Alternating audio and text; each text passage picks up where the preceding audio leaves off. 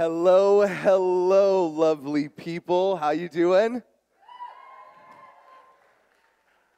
I'm so excited as we continue our Moment of Truth Week 2 series as we have interreligious dialogue expressing and understanding and going in depth for topics that I know you come across each and every week, whether that's internally or through your outlets of school and social media. So we are seeking moments of truth in our hearts and our lives, asking why.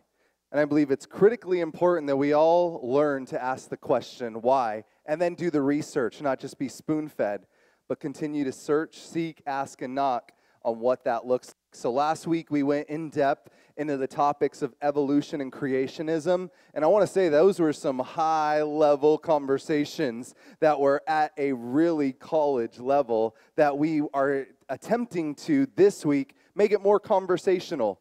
Make it easy for you to understand. So we gave you guys some resources on your seats. We also would love to dialogue with you, and we'll be here after service if you have any questions, always being a resource for you. But always go into and research these kind of topics. A great website that I want to give you right now is gotquestions.org. Great website, great tool for you to continue to look and research. This week, we're doing the same type of format, 6 questions that our speakers gave us beforehand that they agreed to asking each other. And this, we are discussing the existence of God, atheism and deism, religious worldviews that is discussing, is there a God or is there no God? And so let us give a huge Cornerstone welcome to our first speaker, Mr. Donald Lacey.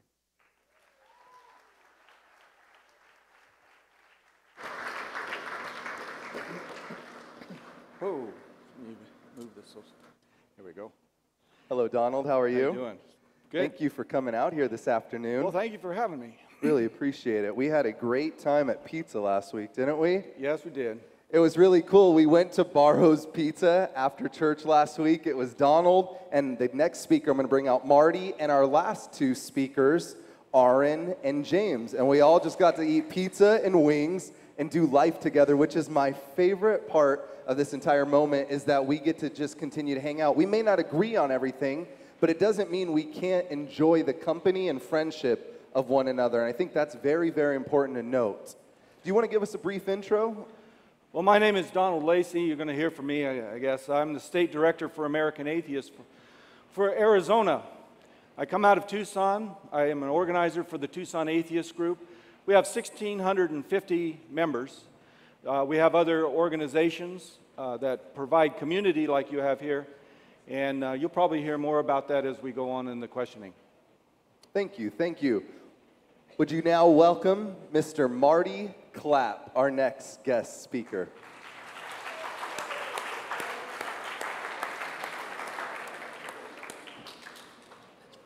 Thanks, Marty. All right. Thanks for joining us. You bet. Good to be here. You want to give our students just a brief introduction? Yes, I'm retired from the U.S. Postal Service after a fairly long career there, and so now I spend a lot of time volunteering, prison ministry out in Florence, and most of my time is spent right next door with our students over here at Compass. I do some speaking for Fellowship of Christian Athletes at some of the high schools and love working with young people, so I enjoy that. Thank you, Marty. Thank you.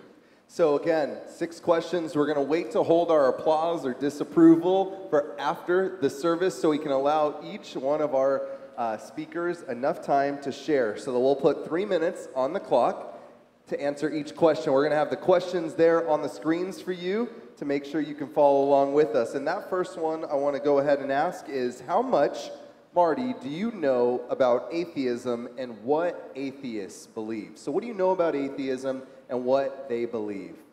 Well, I think it's really important that we begin with a really precise definition of atheism. And in order to do that, we need to understand what is theism. Theism is a proposition that God exists. And so atheism simply puts an A in front of that and so it makes it the negative form of the word. And so atheism, the word by definition, means God does not exist. I really do think that atheism as a worldview, I really do think that it's a religion for several reasons. One thing is that according to Merriam-Webster's dictionary, one of the definitions of a religion is as follows. It says it's a cause, principle, or system of beliefs held to with ardor and faith. And there are several things that atheism must take by faith. For example, the idea that the universe either came from nothing, according to Lawrence Krauss, or that the universe came from something that existed prior to the Big Bang. It takes by faith that order arose out of disorder, that life at the beginning came from non-living matter, and that abstract and non-physical things such as mind, consciousness, and the laws of logic came ultimately from molecules. Atheism attempts to answer the same questions as any other religion. It's attempting to answer questions like, where did everything ultimately come from? How did we get here? Where's everything going? And how should we live along the way? Atheism is a belief system. I know my atheist friends say that they have no beliefs, but they do have a set of beliefs. They have the belief that there is no God. They have beliefs about morality. They have beliefs about evolution. They do have beliefs about how the universe began, how our solar system or this planet, how life began on this planet. And so in that sense, it has several beliefs. Atheism makes several references to the sciences. I find that in most cases, it's not usually referring to the kind of science that we typically think of as science in that it's repeatable, observable in the present. Most instances that they give are referring to science, but it's a historical science, which is very different because it's dealing with the past, dealing with past events that we can't repeat, we can't observe, and that we don't have direct access to, and so that's very different. I know that sometimes people get the impression that the atheist has a lot of scientific evidence on their side that I don't have as a Christian, but that's not really the case. We actually have the very same scientific facts. I'm looking at the very same universe, the same planet Earth, same animal kingdom, biology, chemistry, physics, astronomy, same geology, fossil records. So I'm looking at the very same evidence. We interpret it differently because of our worldviews, but we come to different conclusions. Atheism, they sometimes say, is a lack of belief, but that tells me about as a person, but not about atheism as a worldview. It does tell me how they think, though. Okay, I guess I get a chance to answer that. I guess to get to define myself. I don't see my slides up there. That's okay. First off, thanks. What a great community you have here to come together and share your beliefs. Slides up now. Oh, there we go. There we go. Thanks. Next slide, please. All right, I come from a community too, community of skeptics, humanists, and atheists. We call it a free-thinking community, and it exists primarily because this community exists. If it wasn't for Christianity, there would be no atheism. Atheism is just a lack of belief. So atheism is a lack of belief in the existence of God or gods. Skepticism is a questioning attitude and a preference for empirical data. And humanism, which was also up there, places a value on critical thinking, human progress, and freedom from religious dogma or superstition. Next slide, please. If we could. Okay, so if you want to contact me or read a blog that I write, you can look at, you take a picture of that if you want, or you can see me afterwards and I'll give you the information one-on-one. Next slide, please. All right, so here's the definitions that I just read to you. We'll differ in, when I was first coming out, atheist was as Marty describes, there is no God. But since then I've learned, we've grown, the community has grown, and now we are one who lacks the belief in existence of God or gods. Next slide, please. All right, this is from Madalyn Murray O'Hara. At one point, the most hated woman in the USA. She says an atheist believes that a hospital should be built instead of a church. An atheist believes that deed must be done instead of prayer said. An atheist strives for involvement in life and not escape into death. He wants disease conquered, poverty vanquished, and war eliminated. Now, thank you for inviting me all here, and a special thanks to Robert Vasquez and Pastor Anthony for bringing me here. We had a great lunch, as Pastor Anthony said. In fact, he treated me better than my dad. My dad never bought me a beer. All right, so my goal for you today is to let you know that atheists are real, don't have horns, don't eat babies. We're just real people, just like anybody else. And the other thing, and this is most important, that I want to leave you with, is to have a questioning attitude. Question everything. Question everything. I'm an old white dude, in case some of you are visually impaired. You can't see that for yourself. I came out as an atheist a little older than, well, about your age. At that point, my father said, oh, you're an agnostic. Well, that's what definitions were back then. But I came to atheism through skepticism. It was through the questions that I asked.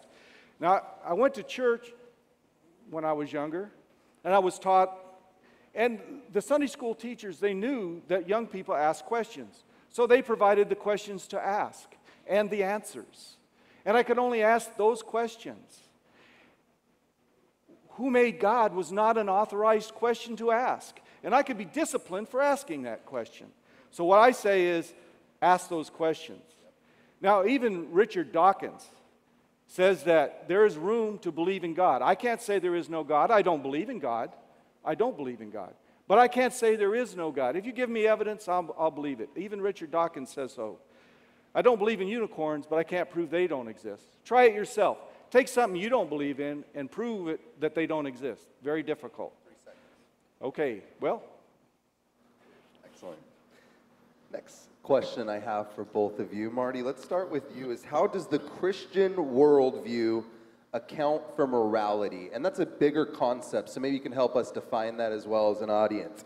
How does Christian worldview account for morality? Well, that is a very important question because all of us, including my atheist friends, we all make moral judgments every day.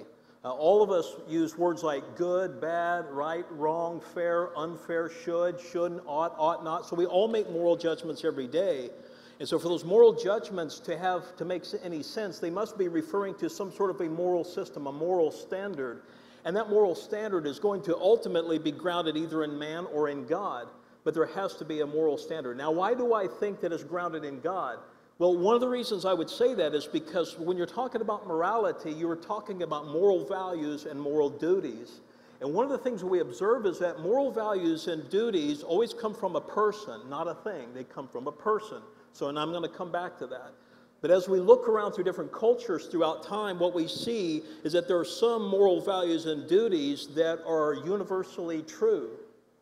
And moral values and duties that are universally true are best explained by a source that transcends humanity. And so now we put these two things together. You take a person and you take a source that transcends humanity, and the only person who transcends humanity is God. And therefore, I would say that God is the source of moral values and duties. My atheist friends sometimes say that they can be a good person without believing in God, and I absolutely agree with that. That's true. The problem is that they're going to have a difficult time explaining morality without God. In other words, it would be like me saying that I can read books without believing in authors, and that's true, but it's going to be very difficult for me to explain where books come from without authors. So instead of God, the atheist grounds morality in one of several things. Sometimes they say it's up to the individual, or they'll base it in man's law or evolution, survival sort of thing, or they may say it's just kind of common sense, golden rule, without God sort of thing, or they'll say it's based on society. But I think if we had time to unpack all of those and really examine them, I think you would see that it really doesn't add up. It really doesn't explain genuine morality. And say, for example, if we take that first one, if we say it's up to the individual, and that is the attitude that most people have in America today. They say, hey, right and wrong is up to each person to decide for himself. But what I've noticed is that very same person will turn right around and they'll accuse somebody of hate, or they'll call somebody a hater. But think about it. If that person actually believes that it's up to each person to decide for himself, then they can't say hate's wrong. They might say it's wrong for themselves, but they can't say it's wrong for somebody else because they said it's up to them to decide. Or if we base it on society, some people say it's up to society, but hey, if society decides what's right, then by definition, anyone who stands up against society would be immoral, which would mean that Dr. Martin Luther King was immoral for standing up to society. And I can't see that. Okay, the question is, and I get it often, where do you get your morals from? If they find out I'm an atheist, And I tell them, I have a quick answer. I get my morals from the same place you do. I get them from my family, my friends, our society, and our associations. Now, the next question is, well, why don't you get your morals from the Bible? I say we can all agree that there's a lot of things in the Bible we probably don't want to use as a moral guidepost. In the Bible, it says that you can keep slaves, and eating shellfish is wrong, but we know that it's not right to keep slaves, and we know that lobster tastes great even though it looks like a big bug. These are things we know. Now, everybody picks and chooses out of the Bible what they want to say is moral and what they don't. And where do they get that judgment from? They get that judgment from our family, our friends, our society, and our associations. You remember the story about Sodom and Gomorrah? Probably you heard that story. Big fire. God saved Lot from that city before it burned because he was the most moral person in that city. That was after he sent his daughters to be raped in front of a crowd of an angry mob. I guess the rest of the city was pretty evil, if that's true. And in Judges 13 through 16, got to ask yourself, what did Samson do to make God so mad that he took away his strength? Wasn't hanging with prostitutes. That's okay. It wasn't killing 1,000 people with the jawbone of an ass. That's all right too. It wasn't that he tied torches to the tails of foxes and ran them through a field. No problem. But when Delilah had his hair removed, that was too much for God, and he took his strength away. And Samson didn't even have any part in that. So we can't really get that kind of moral guidance from that book. Now, here's a few things that don't rely on the Bible, where I might get my morality from. I say, leave a place better than you found it. Now, you go to the places like national parks, they say that. Leave a place better than you found it. I think that's good moral guidance for the entire world. The golden rule, that's actually from the Bible. But did you know it actually came from times before the Bible? So the golden rule is a good one to follow. And also, this is a big one, value what is true. And from that, we can get some kind of moral guidance. Now, atheists don't reject morality when they reject God. Atheism doesn't require nihilism. We are here, whether we're here by an accident of nature or by God's hand. We are here.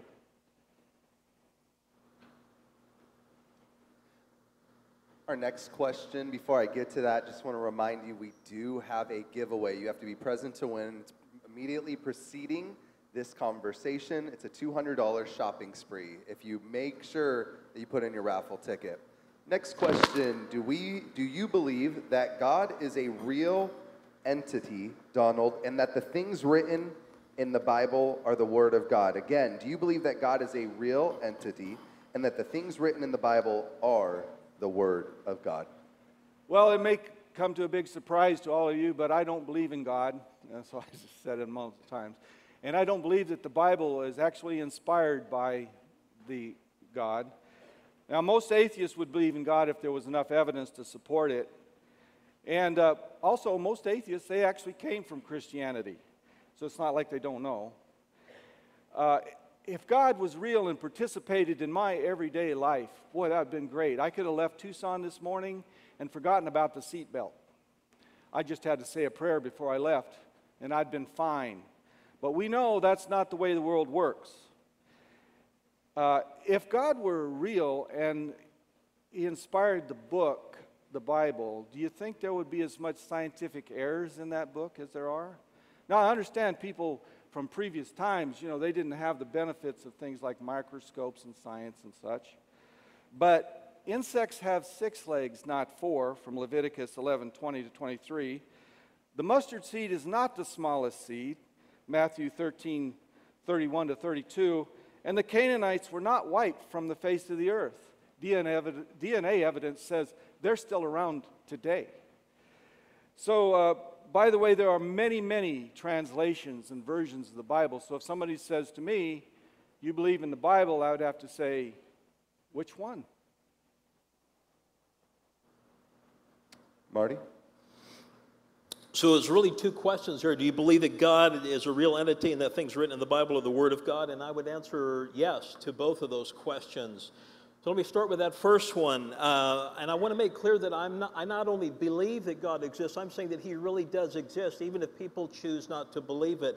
And one of the reasons that I would say that would be the following. I want you, as best you can, to try to imagine, conceive in your mind of absolutely nothing. No universe, not even empty space, not even a quantum vacuum, absolutely nothing.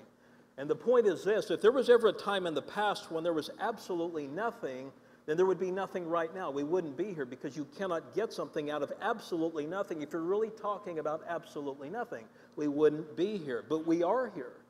And the fact that we're here tells us that there never was a time in the past when there was absolutely nothing, and that there must be someone or something that was always there. Now, why do I say those two things? Because everything in our experience says that there are only two kinds of causes. There are natural causes and there are intelligent causes. Everything is caused by a thing or a person, a someone, or a something.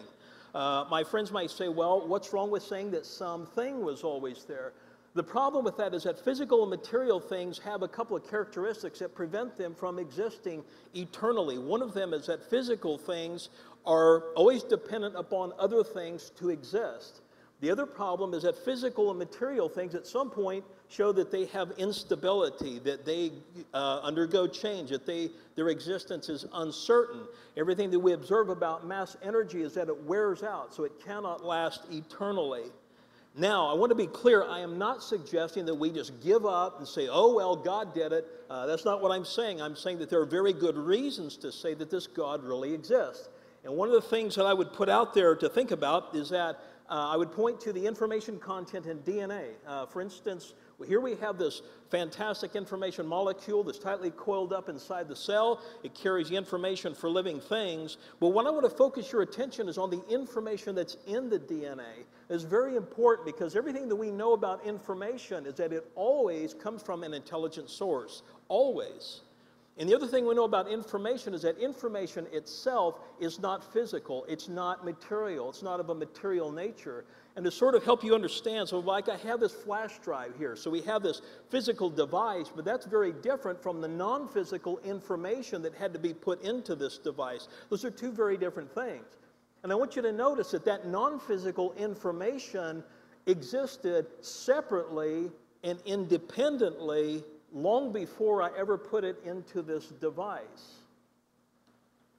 And it's the same with the DNA molecule. You have the physical molecule, but it's not enough to explain where that molecule came from. You have to explain the non-physical information that was put into that molecule. And when I use the term information, I'm being very specific.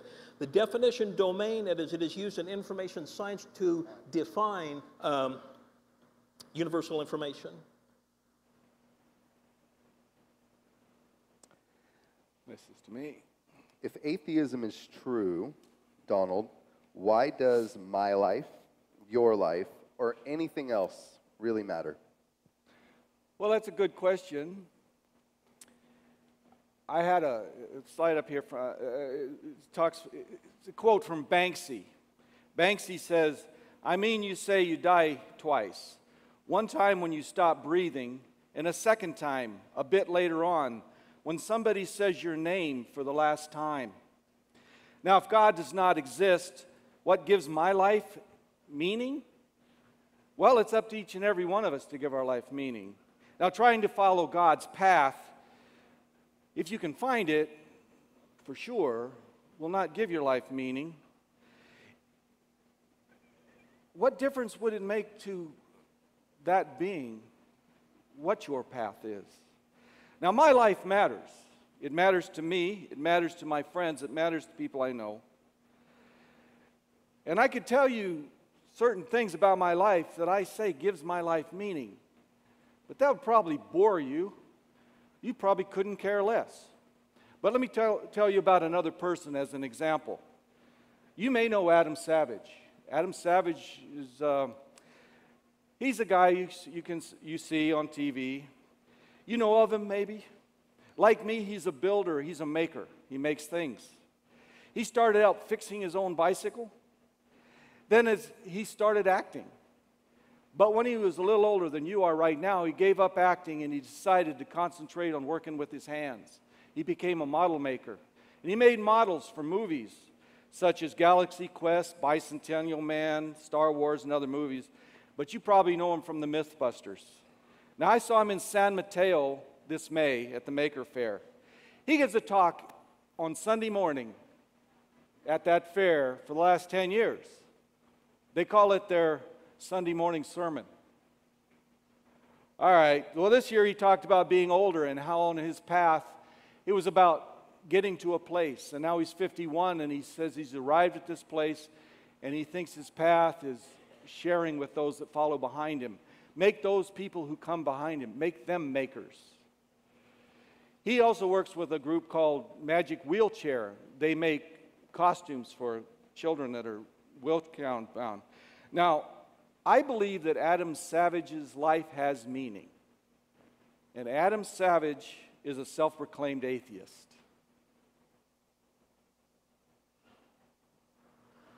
Marty, would you like me to repeat the question? If atheism is true, why does my life, your life, or anything else really matter?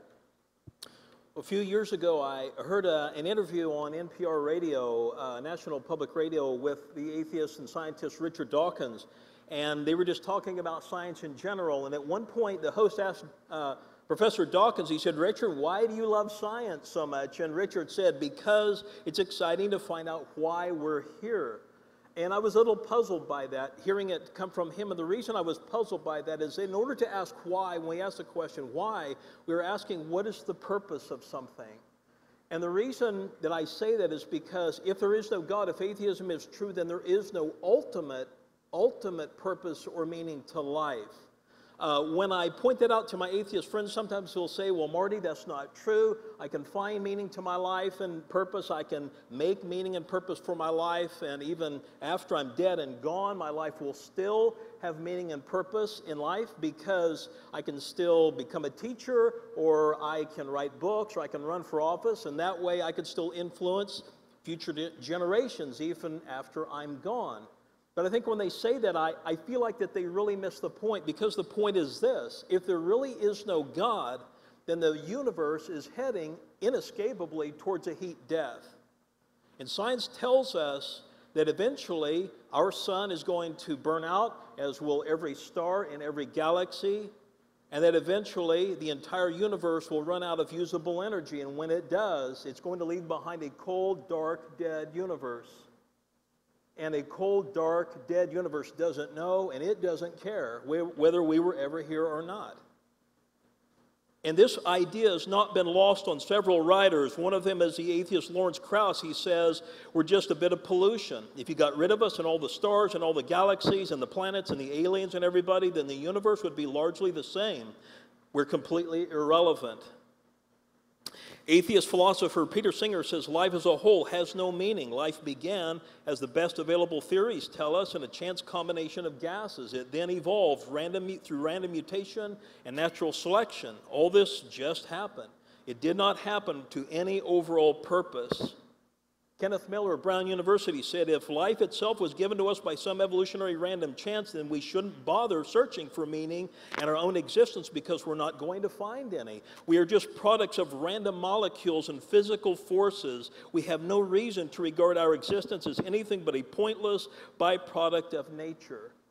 And finally, science writer Eric Lerner says, "Human existence itself is nothing but a meaningless accident, and humans are isolated in an indifferent and incomprehensible universe. There is no room for anything that has value for humanity, no room for consciousness, joy, sadness, or hope." And so what all these people are saying, it's confirming what I said earlier, that if atheism is true, if there is no God, then there is no ultimate purpose or meaning to life. Next question, Marty, back to you, is how do you feel about people that believe in a different religion outside of Christianity? So being a Christian, how do you view other religions? Well, I wasn't sure exactly what that question was asking, but let me approach it a couple of ways. One is that How do I feel about people of other religions? Obviously, I disagree with them, but I love them and I respect them. And that is genuine tolerance. And I think that's important to understand, because one of my concerns is that what we're being taught nowadays to our young people is a counterfeit version of tolerance, which says that you are not allowed to disagree with certain groups of people. But guys, think about that. That can't be the case. I mean, think about it. If you and I are discussing something and if we're in complete agreement, then you don't need tolerance, right? I mean, that's the whole point. So genuine tolerance requires disagreement, and it allows us the freedom to openly express our disagreement, but by showing civility and respect to each other in the process of doing so. And this gets us back to the question. If the question is pointing out that there are different beliefs about God among those religions, then I think it's important to understand the difference between belief and truth, because they're not the same thing. Belief and truth are not the same thing. To give you an illustration, let's think for a moment about different beliefs and different traditions that people have about this planet, its size and shape and the nature of it. There were different beliefs about the earth. Some said that it's carried on the back of elephants, carried on the back of turtles. And so here we have an example of a belief that is not true. And my point is that truth does not change in order to conform to someone's beliefs. Their beliefs must change in order to conform to the truth. And that includes the beliefs, the deeply held beliefs of the atheist. And so how do we discover truth? Well, it's all about evidence. It's all about the evidence. And that's the reason that I became a Christian. It was because there was so much evidence from science, philosophy, history, and archaeology that confirms the biblical account, that confirms the existence of God. And that's why I became a Christian. In fact, my story is very similar to what James shared last week. As a young person, I had a lot of doubts. Man, I struggled with doubts about God and the Bible and Christianity. And let me just say to you that I have no desire to waste my life believing something if it's not true. I think that would be very foolish. And I think it would be very silly. It would be a waste of my life, especially when there's so much at stake. And so I began to examine the evidence. And it was through that process, after looking at the evidence, that I came away convinced that God exists, the Bible's the Word of God, and that Christianity is really true. And I think there are very good reasons for that. And this is why I would say it's very, very important that you as a young person, that you study apologetics, and because that is the study of the evidence from these various fields of study, these various disciplines, to show you that this is really true. It's not just a belief, it's objectively true. Donald, how do you feel about people that believe in a different religion than Christianity? Oh, well, I'm fine with it. It's not a problem. But as an atheist, I understand and appreciate the positive things that come from religion. Religion was an organizing influence, and we owe a lot to religion.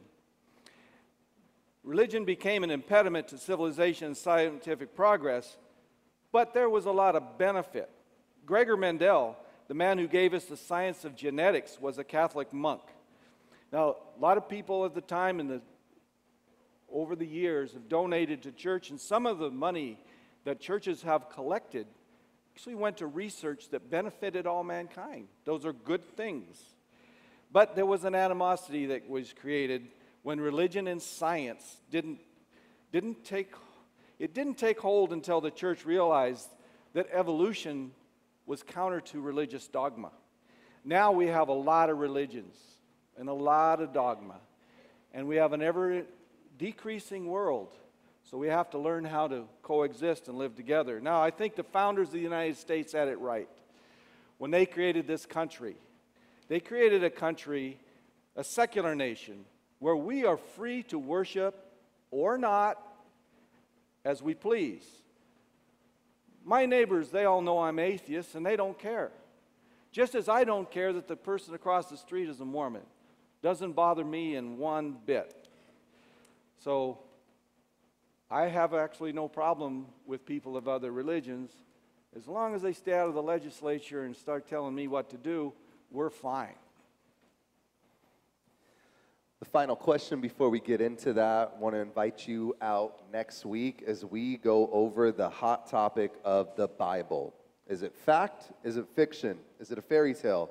Is there truth in it? And so we've invited our lead pastor, Lynn Winters, to speak for the first time here in our ministry to each of one of you. Very excited to invite you to that. All of you are welcome to come back. Let's end on this question. Donald, let's start with you. How does atheism account for the origin of the universe? How do you view the origin of the universe within the scope of atheism? Okay, this is a great question. And, you know, I was actually asked this last week from one of you folks came in and caught me in the lobby there and asked me this question. This must be a very popular question, but here's the really boring answer for you. Atheism does not account for the origin of the universe. Now, godless science, on the other hand, has some pretty good guesses. In science, we have hypotheses, and that's pretty much a guess. We also have theories, but theory isn't really a guess. Theory is an answer, or it's a model that comes out of putting together the empirical data, and it's the best model or answer that's in existence. The Big Bang Theory is the current best model that scientists have for describing the origin of the universe. It best accounts for all the empirical observations, such as the light we see, cosmic microwave background radiation, large-scale structures, and Hubble's law. And by the way, when I was young and I had the TV, we could turn in between channels and we could see the cosmic background radiation displayed on our TVs. We can't do that now. They're all better now, so can't do that. But Stephen Hawking says, because there's a law of gravity, the universe can and will create itself out of nothing. Just as a Mandelbrot diagram is formed out of small rules, the universe can be created from very small laws. Now, a long time ago, the Greeks used to observe the sky. They had nothing better to do. They had no lights. Right? They observed the sky, and they got good observations. By the way, those observations are still good today. There was a Greco-Roman mathematician who put together a model of the universe back then as they understood it. And in his model, he took all the observations that the Greeks had made and he put it together, and it was these crystalline spheres. And all the planets and all the stars were on these crystalline spheres. The Earth was at the center and the spheres were out there. It fit the empirical data of the time. Very good at it, except for one thing. The comets seemed to go right through the crystalline spheres. They didn't care. They broke the laws of physics as they understood them. So you know what they said? They said, those are messengers of the gods, and they're allowed to break the laws of physics. So the God of the gaps was born. Now today we have a different model. We have a solar-centric universe, at least in our area of the galaxy. And it fits all the empirical data that the Greeks had, plus whatever we could determine from using our advanced instruments such as microscopes and such. So theories change, empirical data not necessarily changing. So we're going to come with an answer. We're going to come with an answer, and at the very end of it, I will almost guarantee you it won't be God did it. Is that your answer, Marty? God did it? What is your idea from a Christian worldview of the origin of the universe? Well, the question is, how does atheism account for the origin of the universe? The problem is that there are several problems with a materialist view of the origin of the universe. The first problem has to do with stars and the origin of stars. The problem is that stars should not even exist, and yet they do exist. Neil deGrasse Tyson says the scary part is that if none of us knew in advance that stars exist, frontline research would offer plenty of convincing reasons for why stars could never form. So there are various theories on star formation. The problem is that all of those theories suffer from the same flaw, and that is every one of those theories has to begin with stars that already exist in order to provide the energy that is necessary to form more stars. But this doesn't explain where stars originally came from. So in order to rescue those theories, researchers began to speak in terms of unknown forces that they call dark matter and dark energy, and they are telling us that they actually think that 95% of our universe is unknown, that 95% of our universe is these unknown forces. Another problem is that good scientific theories should lead to good scientific predictions. The problem is that scientific predictions that are based upon a materialist view of the origin of the universe simply oftentimes do not fit with the evidence that we actually observe. I think that a good example of this is what they call the early mature galaxies problem, but it's just one of many problems where the actual evidence doesn't fit the materialist theories. The point is that there are many, many problems with the materialist view of the origin of the universe.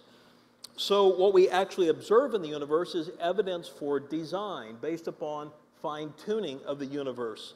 This is something that atheists and agnostics and people who believe in God actually agree on this, that the universe looks fine-tuned for life. Even the agnostic, Paul Davies, said, there is, for me, powerful evidence that there is something going on behind it all. It seems as though somebody has fine-tuned nature's numbers to make the universe. The impression of design is overwhelming. And to give you some idea of the fine-tuning of, and just how fine-tuned our universe really is, let me give you the following illustration. If there was a Big Bang event that created this universe, and that event produced about 10 to the 80th power atoms, and so if we were to measure the precision of this event in terms of atoms, if the Big Bang produced the equivalent of 1 grain of sand less in this universe or 1 grain of sand more in this universe, we wouldn't be here. This is how precise that this event has to be. So in order to try and explain the fine-tuning without God, now they're talking about multiverse theories and inflation theories, the idea that there are multiple universes. The problem is that two problems. One is that it's not scientific theory because it's beyond empirical verification. And number two, it's beyond nature, so it's a supernatural explanation. Ladies and gentlemen, this concludes our conversation on the topic of the existence of God. Would you please give both of our speakers a resounding round of applause as we thank them for coming out, spending time with you as one community. Thank you so very much, Marty and Donald, for your time. I look forward to a nice lunch together.